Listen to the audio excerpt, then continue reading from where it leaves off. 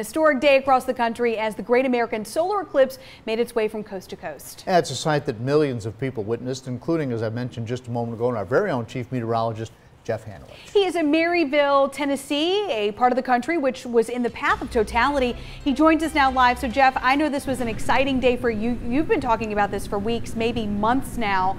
How was it like being out there and seeing 100%?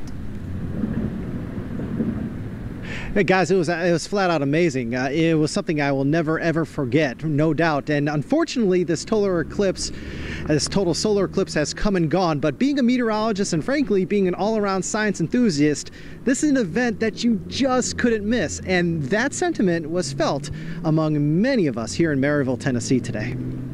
I've never seen anything like this in my life. It was an awesome experience.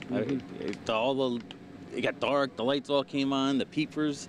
It was great. It was worth the 14-hour trip.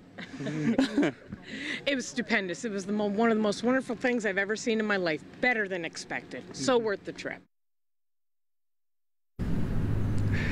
So as we wrap up our coverage here of the total solar eclipse here in Maryville, let's kind of have an overview of the day that was.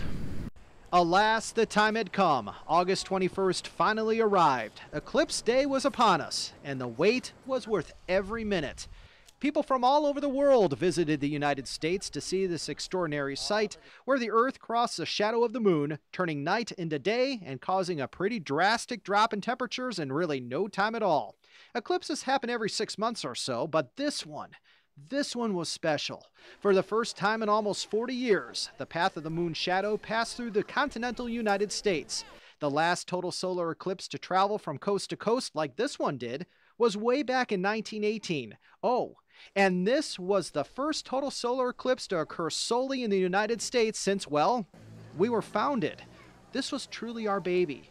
From when the total solar eclipse made its way on land near Newport, Oregon, to when it left the U.S. near Charleston, South Carolina, it took only about a 90-minute flight.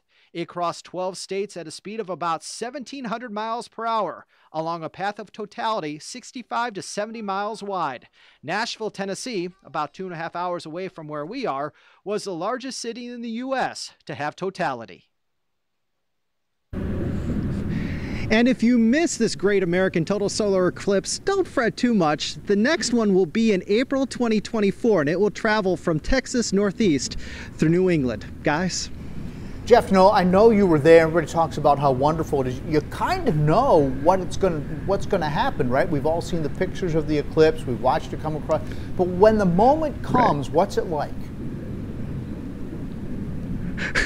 You can see pictures, you can see videos, but there's nothing like being here. I kind of equate it to a football game. Yeah, we all watch the Super Bowl. Yeah, the Super Bowl is great to watch. We all do it.